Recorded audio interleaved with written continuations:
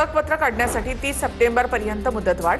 दिव्यांग बांधवांना फडणवीस सरकारचा दिलासा. सप्टेंबरपर्यंत दिव्यांगांचे अनुदान सुरू ठेवण्याचे मंत्री अतुल सावे यांचे निर्देश.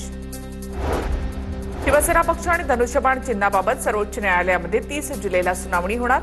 शिवसेनेचे प्रकरण काल सुनावणीसाठी कार्यतालिकेमध्ये सूचीबद्ध केलं होतं, मात्र वेळेअभावी सुनावणी होऊ शकली नाही.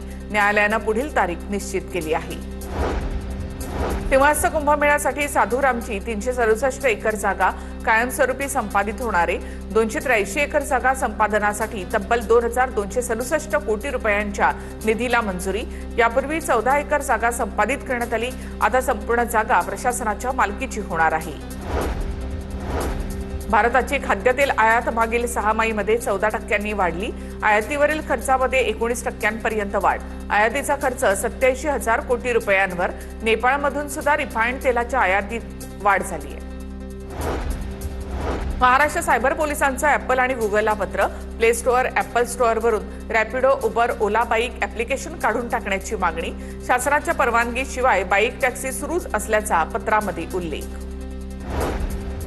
मुंबईमधील 10% पाणी कपात मागे घेण्याबाबतचा निर्णय मे महिन्याच्या अखेरीस घेतला जाणार. मान्सूनची स्थिती, धरण क्षेत्रामधील पाऊस आणि उपलब्ध जलसाठ्याचा आढावा घेऊन महापालिका अंतिम निर्णय घेणार. नागपूर शहरामध्ये विजेची मागणी पोहोचली 914 मेगावॉटवर. अनेक भागांमध्ये ब्रेकडाऊन आणि ट्रान्सफॉर्मर ओव्हरलोड होत असल्याच्या घटना.